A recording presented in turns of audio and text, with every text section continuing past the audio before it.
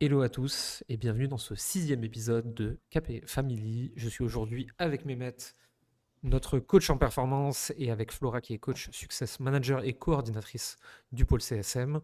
Et on va parler d'un sujet que j'aime beaucoup et qui nous a été suggéré par Flora, la peur de l'exposition. Comment vous allez tous les deux? Super, au top. Et vous?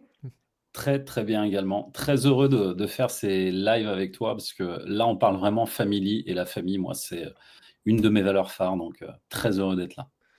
Ouais, puis ça nous permet de papoter plus librement, même si je vous Ouais, expliquais ce matin. Et ça va avec notre sujet d'ailleurs, sujet de l'exposition. Avec l'exposition grandissante de KP et la mienne, on peut plus dire tout ce qu'on veut, nous. Alors, les gens qui sont en face de nous, on va leur expliquer, eux, à leur niveau, en fait, ils peuvent dire ce qu'ils veulent et il n'y a pas de conséquences, mais nous, on peut plus du tout dire tout ce qu'on On veut. est censuré. C'est ça. Et non, mais après, faut quand même juste aussi remettre du contexte. Les organismes et institutions d'État, pour la plupart, qui s'assurent que sur le marché, les gens ne disent pas trop de conneries, et notamment des gens qui ont beaucoup d'expositions comme nous. Ouais, ça nous met des bâtons dans les roues. Ouais, ça nous emmerde. Ouais, c'est casse-couille. Il faut mettre des disclaimers partout. On n'avait pas besoin de le faire avant. Dès que j'ouvre la bouche, je dois mettre 18 000 disclaimers juridiques. À la toute fin, c'est quand même pour protéger le grand public que ça a été fait. Et ça, c'est une bonne chose. C'est juste que c'est chiant. Nos clients, les gens qui nous suivent, etc., ils ont aussi peur de l'exposition. À tort ou à raison, on va en discuter ensemble. Foncièrement, ils ont le droit. Il n'y a pas de tort ou raison, mais j'aimerais bien qu'on détricote un peu cette peur. Qu'est-ce qui se cache derrière et qu'est-ce qu'on en fait en fait. Qui est-ce qui veut commencer? Ben, moi, je veux bien commencer sur ce sujet parce que là, ce qui me paraît important dans ce que tu viens de dire, c'est que le disclaimer que nous, on met aujourd'hui, effectivement, en tant qu'entreprise, ce que je remarque, c'est que le premier disclaimer, il est en lien avec la famille. Et tu vois, Hmm. on est dans le KP Family, bah, souvent, ce que je constate, c'est que on a plus souvent peur du regard de notre entourage, de ce qu'ils vont dire, de, tu vois, si par exemple, tu te lances dans une nouvelle activité et que les gens autour disent mais pourquoi tu fais ça? Il y a vraiment un effet de, c'est un espèce de biais cognitif un peu du, alors on appelle ça le biais cognitif du statu quo. L'idée en fait, c'est que le cerveau a peur de changer un truc qu'il connaît déjà parce que à l'extérieur, il y a 2 points de friction en fait qui sont le danger et l'inconnu. Et souvent, ben, la première zone de danger d'inconnu, le danger, c'est la famille qui va critiquer et l'inconnu, c'est: «Est-ce que je vais réussir?» Et c'est vrai que c'est le truc que je remarque le plus chez, les personnes, qu'on a, c'est qu'il y a vraiment un espèce d'effet de halo sur ce statu quo de surtout, pas faire quelque chose de différent, ne pas être le vilain petit canard ou le mouton noir de la famille, parce que tu es en train de lancer ton activité d'accompagnement ou autre. Et ça, c'est un truc qui revient, vraiment assez régulièrement. Je sais pas ce que tu en penses, Flora, mais c'est un truc qui est récurrent, quoi. Eh bien, oui, oui, tout à fait. Mais justement, j'ai très envie de te demander, et du coup, toi, qu'est-ce que tu proposes à ce moment-là pour passer au-dessus de ça, justement? Alors, l'idée, en Tu fait, Flora, elle rentres t'a pas dans les renvoyé la détails, on veut patate pas tout chaude. savoir, hein. Mais j'ai vraiment, c'est vraiment, je pense Voici la que patate chaude.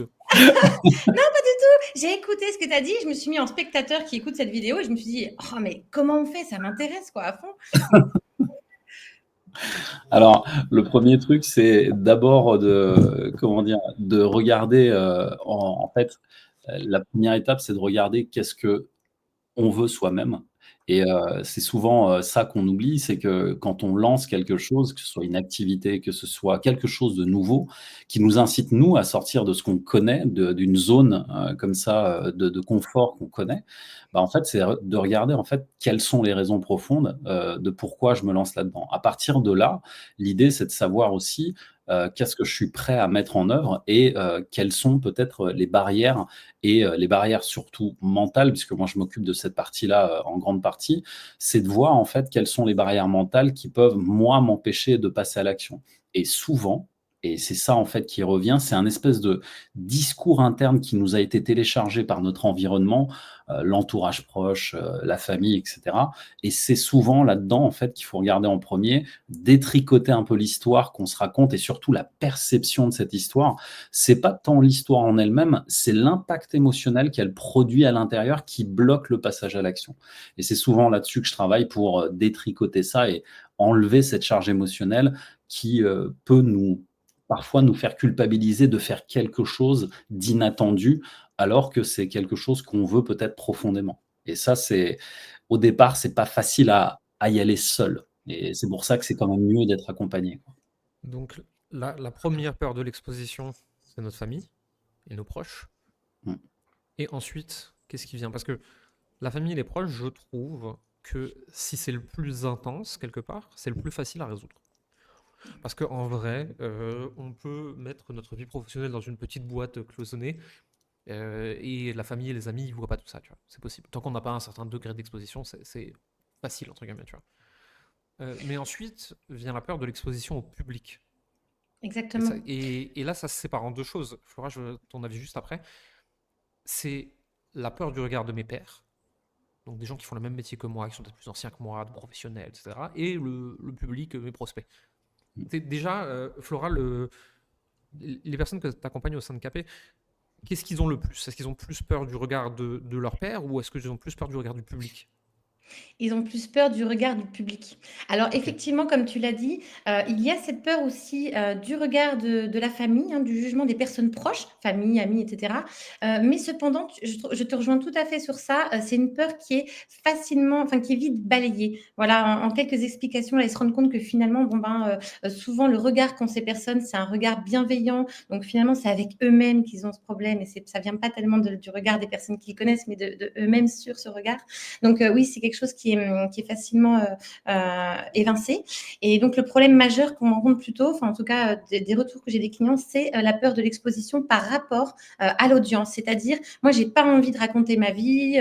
Comment je vais faire pour expliquer ce que je veux transparaître, enfin ce que je veux faire passer comme message, sans rentrer dans les détails de ma vie personnelle. Voilà, c'est plutôt ça le problème, je dirais. C'est intéressant. Et par rapport à ça, justement, je pense qu'on pourrait, on pourrait les amener sur, partage ton expertise. C'est l'expérience, en fait, qu'on veut avoir et non pas le trauma que tu as rencontré à ce moment-là. Voilà, on n'est pas obligé, on veut pas savoir, exactement ce qui s'est passé, ce que tu as mangé à midi et cetera. On veut savoir quelles répercussions ça a eu pour toi, comment ça s'est passé? Je pense L'histoire. que un truc qui est pas assez compris, c'est tu ne dois parler de toi que si ça sert le message de ton entreprise. Exactement. Et ne pas oublier, quand je prends la parole sur les réseaux, je ne prends pas la parole pour faire l'influenceur et pour raconter ma life, pour trouver de l'affection chez mon public, pour qu'il me suive et qu'il m'apprécie et que je puisse l'exposer à des offres. Je prends la parole en tant que dirigeant d'une entreprise, même si c'est une micro, qui s'adresse à un public spécifique, avec une offre spécifique. Et donc, en fait, je prends la parole en tant qu'axe de communication. Et à partir de là, c'est comme si le bonhomme Michelin prenait la parole sur Facebook. On s'en fout de ce qu'il a mangé à midi. Il va vous parler que de pneus. Il va vous parler de gomme. Il va vous parler de l'histoire de Michelin. Seulement si ça sert le message de communication ou le message de vente. Et en fait, de la même façon, oui, vous communiquez en nom propre, parce que vous faites de l'humain, coaching, thérapie, consulting, freelance, peu importe. Mais vous n'êtes censé raconter que ce qui sert votre entreprise et rien d'autre. Exactement. Et on Et peut bien sûr, on peut rester. parler un peu de soi, hein. T'inquiète pas. Et bien sûr, on peut parler un peu de soi, parce que ça crée de la proximité, mais on n'est pas obligé de raconter toute sa vie et toute son enfance, en fait.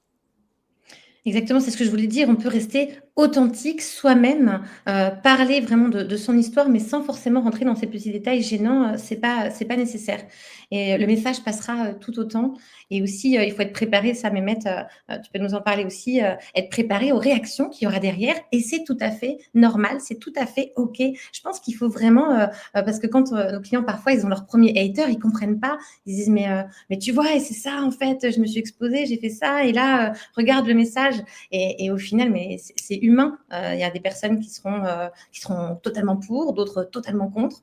Et de toute façon, c'est pas vraiment à ces personnes qu'on s'adresse, donc c'est OK. Mais Maître, tu veux rebondir là-dessus?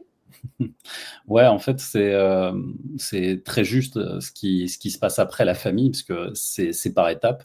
Une fois qu'on a balayé le problème de la famille, c'est ce problème-là qui revient. Et un truc que j'ai remarqué aussi, c'est que le fait de s'exposer, euh, il y a deux effets, en fait, deux biais cognitifs qui sont tout le monde me regarde. C'est grosso modo, il y a comme un prisme qui se met sur soi en disant ouais, mais tout le monde va me voir. Enfin, tout le monde, c'est qui et par rapport à combien de personnes on parle. Et effectivement, ce côté-là, bah, il y a un effet psychologique de je me mets à nu, et effectivement, je parle de moi. Et là où les personnes, justement, ne comprennent pas ce que vient de dire Jérémy, c'est qu'elles sont centrées sur elles. Elles sont pas centrées, en fait, sur les personnes qu'elles veulent aider. Et donc, c'est comme si elles se regardaient dans le miroir, mais qu'elles voyaient pas, en fait, le public, l'audience qu'il y a autour. Et du coup, c'est inverser ce prisme et regarder, en fait, plutôt à quoi sert l'entreprise que je veux créer, qui est là, qui offre un service. Et aussi, le dernier point, c'est se détacher identitairement de l'entreprise. Tu n'es pas l'entreprise. En fait, l'entreprise est un véhicule que tu conduis, et c'est ce véhicule-là, en fait, qui effectivement, bah, quand tu vas pas bien, le véhicule, tu risques de pas bien le conduire parce que c'est compliqué. Mais l'idée, c'est de se détacher identitairement. Je ne suis pas mon entreprise. C'est un véhicule que je conduis. Et oui, parfois, je suis un humain. Bah, des fois, je fais des sorties de piste. Ça arrive, quoi. Je disais il y a pas longtemps à un client, euh, je sais que tu vends du coaching, je sais que tu le vends en nom propre, mais tu es une usine de chaises. Hmm. Et en fait, ce que les gens pensent de l'enfance du dirigeant de l'usine, on s'en tape. Parce qu'en fait, ils n'ont même pas le savoir, tu vois. Et je pense que la difficulté, c'est qu'on oublie qu'on est une entreprise qui vend un produit. Et qu'en fait, la prise de parole du dirigeant sur les réseaux sociaux n'est qu'un enjeu de communication. Et en fait, si j'étais McDonald's et que je communique sur notre nouveau sandwich, je ne serais pas inquiété de tout ça. Et en fait, c'est parce qu'on confond les deux. Pour moi, tu sais, tu y es pour beaucoup là-dedans. Toi, spécifiquement. Parce qu'en Pourquoi? fait, quand les personnes te voient, elles disent: «Ah, mais c'est génial!» Il montre, en fait, sa vie de famille, il montre, Marie qui est en train de donner une carotte à un cheval, le bébé de dos. Et les personnes pensent que, bah, comme Jérémy, qui a, déjà un business qui tourne, qui fait, tu vois? Il y a moi, c'est ça que j'appelle, moi, le syndrome du mentor. C'est-à-dire, je vois mon mentor faire ça, quelqu'un, en fait, qui a déjà fait le chemin, et je me dis: «Il faut que je fasse pareil». Et c'est ça le raccourci dans la tête des gens, c'est de se dire: «Bah, en fait, lui, il le fait, donc il faut que je le fasse». Bah non, en fait. Et tu es pas obligé de faire comme quelqu'un qui a déjà de l'avance sur toi, qui est peut-être à son chapitre 20 alors que toi, tu commences au chapitre 1. C'est pas du tout la même étape, quoi. Non, mais même, on peut aller plus loin que ça. Mehmet Flora, vous me connaissez les deux personnellement dans la vie. Ouais. Et les deux depuis longtemps. Ce que je montre sur les réseaux, c'est quel pourcentage de ma vie réelle? Ouf, Moins de 1%. 0,0. Ouais, ouais. Ça, on est d'accord. Et en fait, les gens sont persuadés que parce que je montre des bribes de vie C'est qui ça. nourrissent mon branding et ma communication, ça veut dire que je montre ma vie. Personne n'a jamais vu mon fils sur les réseaux. Je montre mon chien, bien sûr, ça nourrit mon branding. En fait, je m'oppose au kéké de Dubaï. Oui, montrer que je suis avec ma femme et mon chien dans un parc, ça nourrit mon branding, en C'est fait. ça. Ma vie personnelle, je la raconte pas. Quand je vais bien, particulièrement en privé, je le dis pas. Quand je vais mal, particulièrement en privé, je le dis pas. Ça n'a rien à voir avec mon entreprise. Je vends le développement de compétences, marketing, vente, création d'offres, et donc ta capacité à apprendre à créer de l'argent avec ce que tu aimes faire et ton métier. Ma seule communication, c'est ce qui nourrit ça. Et c'est souvent le raccourci qui est fait. Puisque je vois quelqu'un que j'admire qui fait ça, et ben je me dis c'est obligé de faire ça. Et ben non, c'est pas obligé. Parce que le niveau de proximité et d'intimité qu'on met au service de l'entreprise, justement pour montrer au public que ça sert le service de l'entreprise, c'est à la personne de le définir, quoi, en fait. Tai Lopez, sur le marché américain, il fait au moins une fois par semaine une story où il affiche une mannequin avec qui il est en soirée et c'est devine ses origines et gagne 100 balles en crypto. nous, sur les Français, on regarde ça, surtout avec notre audience, tu vois, c'est l'objectivisation de la femme, avec des rapports d'argent, c'est n'importe quoi. Tai Lopez Procès. s'adresse à des... Ouais, non mais c'est ça. Tai Lopez s'adresse à des gens, avec ces stories-là en tout cas, de 18 à 25 ans, qui aimeraient la coke et les putes, tu vois. Je peux dire ces mots parce qu'on n'est pas monétisé. J'ai parce que oublié de sinon on faire se fait bip. shutdown. Bip. Non mais et du coup, et dans un contexte de culture américaine qui est très différente de notre culture européenne. Il faut aussi comprendre que quand on regarde quelqu'un faire quelque chose, ça dépend de son contexte. Mm. Si moi je fais du Tai Lopez demain matin, je tue mon entreprise. Et d'ailleurs, je suis persuadé que demain matin, vous me voyez en photo dans une Lamborghini orange, je perds 50% C'est pas de CA. Jérémy. On se dira, c'est pas Jérémy. C'est pas lui. On partage que ce qu'on veut en fait, il ne faut pas l'oublier et c'est très important. Vous n'êtes pas obligé de vous donner en spectacle sur Internet. C'est ça, et si je peux rebondir là-dessus aussi, Vas-y. il y a aussi le côté perfection. On en parlait déjà dans une précédente vidéo, mais c'est vrai que ça revient aussi là-dessus parce que la peur de l'exposition, c'est aussi ah mais ce que je fais c'est pas bien, je suis pas du tout au niveau de Jérémy, etc.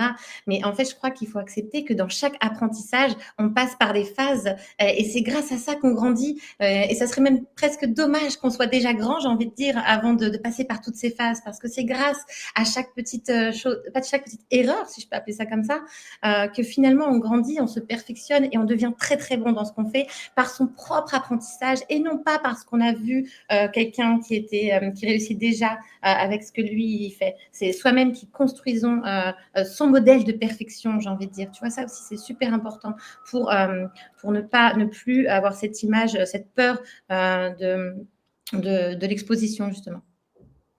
Qu'est-ce que vous en pensez ? Les gens regardent mes contenus actuels et ils se disent que c'est mes contenus depuis toujours. Mais Matt, ils ressemblent C'est à ça. quoi mes contenus là On a dû lui supprimer l'accès à Paint pour qu'il arrête de faire des bonhommes avec des corps. Ah mais je les adore, moi j'adore quand ils dessinent, ça me fait rire. Je suis en train d'essayer de retrouver, c'est très vieux donc c'est très dur à retrouver, les photos que j'utilisais sur les réseaux à l'époque. On lui a enlevé les accès à Canva parce qu'il allait faire des gribouillages qui remettaient dans le marketing. Xerius faisait des syncopes chaque fois qu'il voyait les nouvelles créas. Enfin, on a dû lui supprimer plein d'accès pour qu'il arrête de faire des bêtises en fait, au niveau des visuels qu'il partageait sur les réseaux. Mais il fallait pas enfermer, mais ça plaît à son audience justement, on aime ça. C'est mon petit côté excentrique, hein, désolé. Je trouve pas mes photos de Cassos. Non, mais à mon avis, il doit y avoir des trucs qui doivent traîner sur Internet. C'est ça en fait, c'est que la majeure partie du temps, quand les gens commencent à créer du contenu, il y a cet aspect, ça c'est très français aussi, hein, on a un côté très scolaire, on a une espèce de référentiel subjectif qui dit ça doit être d'une certaine manière, il faut que ce soit bien fait, il faut que ce soit ci, il faut que ce soit ça. Les personnes qui parlent pour la première fois devant une caméra, qui entendent leur voix pour la première fois ou qui se voient pour la première fois, ah oui, mais j'ai dit n'importe quoi et j'aurais pas dû parler comme ça. Si on s'arrêtait là-dessus, déjà on pourrait pas en fait parler du problème qu'on veut résoudre. Ça ne sert pas non plus l'intérêt de l'entreprise, puisque quand vous commencez à créer du contenu, faut se recentrer sur l'audience et les personnes qui vous suivent, et c'est à elles que vous vous adressez sur leurs problèmes. Donc peu importe la forme, tant que il y a un truc quand même important, c'est au niveau technique, il faut que le son soit audible, qu'on puisse comprendre, Ouais, bien que sûr. ce soit pas grésillant quand vous enregistrez, mais Et la encore. manière dont vous allez le dire, l'authenticité avec laquelle vous allez parler, c'est vous, et c'est ça que les gens veulent voir. À l'ère de l'intelligence artificielle, où on a même des humains numériques, croyez-moi, les gens ont besoin de plus en plus de connexion humaine. Donc, c'est simplement la base, quoi. Revenir à l'authenticité même, quoi. Exactement, et en plus c'est ce qui va faire venir notre audience. Ah bah ça y est, la bonne audience à Non, mais soi-même. comme ça, il y a des, comme C'est ça, il y pas a des possible, preuves, en fait. Jérémy. Comme ça, il y a des preuves. Voilà, donc là, vous Moi voyez, j'adore, mais j'adore ça. J'adore. 2021. 2021. Et encore, Voilà, franchement, c'est pas le ça, pire. c'est Tout pas ça, le c'est pire, ouais. accessible publiquement, hein, donc si vous le cherchez sur mon Facebook, voilà. Voilà, là, il avait Ça, commencé à structurer un peu quand même. ça s'appelle du détourage à la truelle. Voilà, c'est ça. Non, non, attends, je peux trouver pire, je pense. Parce Le que bon les gens. chance, combien de fois j'ai écrit à Simon pour lui dire: «Simon, il y a une faute d'orthographe là». Il me dit: «Non mais» oh ça m'a trop fait marrer ça. C'est tellement vieux que j'ai Ah, trop regarde foi. le bonhomme, la tête là. La tête, tu viens de la passer. Il a Non, non, juste c'est pas dessiné celui-là la que je tête d'un cherche. bonhomme. Moi, je cherche quelque chose de pire encore, Mehmet. Je crois que le truc en question, si je le retrouve, on travaille même pas encore ensemble, Mehmet. Donc, c'est autant te Ah dire oui, que c'est loin. d'accord. Oh, ouais. S'il y en a qui veulent s'amuser à fouiller, de toute façon, tout ça est disponible publiquement sur mon Facebook. Il n'y a rien Ouais. qui est caché. Et j'ai des trucs qui datent très, très, très, très vieux.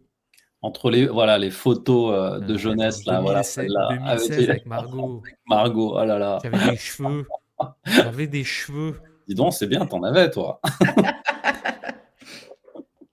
Attends, je pense qu'on est bientôt au moment Cassos, on va bien rigoler. Oh là là, je te jure. Je, C'est je là vous où tu laisse. te rends compte, c'est là où tu te rends compte aussi du chemin parcouru, quoi. Non, mais Quand t'as vu tu tout le regardes tout ça, contenu? waouh. C'est tout le contenu que Donc t'as. pour ceux qui nous regardent, n'ayez plus peur de rien. Allez fouiller dans les casseroles de Jérémy, il y en a plein. Voilà, Faites-vous il y a de plaisir. quoi faire, hein. C'est même plus des casseroles, c'est une batterie de cuisine, là. Ah bah là, Regarde-moi ça. Arrête, c'est Quand, trop quand, mignon en quand on plus. était emprisonné à la maison et pour faire du street workout, Ah, ah oui, j'avais c'est un vrai. sac à dos avec des bouteilles d'eau et ça, je le publie sur Facebook.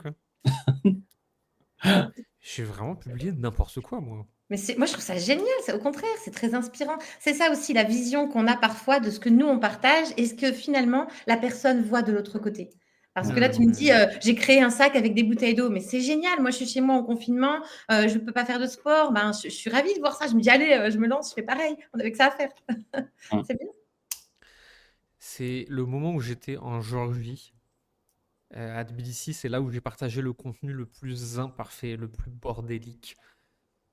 Je vais y arriver, mais ça fait tellement d'années. Là, je suis en train de prendre un coup de vieux, vous vous rendez pas compte, moi. Moi, j'étais pas prêt. Moi, j'avais 10 pouces. Déjà, je me suis rendu compte hier que Marie, je l'ai rencontrée il y a 8 ans.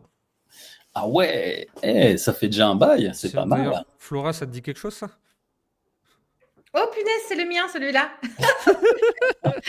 Roméo. Non, mais ça ne nous rajeunit pas tout ça, je vous le dis. Moi, je fais jamais ça. Je fais pas. C'est pas bon. C'est pas bon. C'est pas bon parce qu'après, non, je fais pas. Tiens, voilà le contenu parfait d'entrepreneur à succès. Ah oui, celui-là, oui. Ah, raconte la légende. Non, mais il faut que tu racontes la légende de cette photo. J'étais sorti avec des amis entrepreneurs à Chiang Mai. Il était 3 heures du matin, j'avais bu 3 tequila. Ça m'étonne de toi, vraiment, Jérémy. Ouais, Et t'as vu, ça il va va. faire un McDo, normal. Mais j'avais faim. Je pensais même pas que j'avais autant de conneries sur mon Facebook. Ça m'a donné envie d'aller le voir, le mien, tiens. Tiens, hein, c'est ça, hein, ça donne envie d'aller jeter un œil. Je me demande quand est-ce que ça s'arrête, ces bêtises. Ah tiens, ça c'est moi aussi. Putain. En tic-tac avec Super Mario, c'est bien. Voilà. Si vraiment il y a des gens qui se disent encore je peux pas m'exposer parce que tu te rends compte, qu'est-ce que les gens vont penser, dis-toi qu'il y a Jérémy Coleman qui a fait ça un jour. Ah, mais j'adore. Ah, c'est l'arbre à billets. C'est ça, c'est l'arbre à argent. Génial. Ouais, super. Voilà. Ah oui, celle-là, je l'aime bien aussi. Ah non, il y a trop de boss là, c'est pas possible. Non, mais c'est bien. C'est un filtre Instagram que j'ai utilisé aussi une fois, c'est pour dire toutes les voix qu'il y a dans ma tête. Voilà. Ah ouais, il y a du On monde est là. plusieurs. Je pense qu'on arrive tout doucement au moment où j'étais en Géorgie. Il y a tellement de conneries sur ce truc. Waouh, j'étais pas prêt.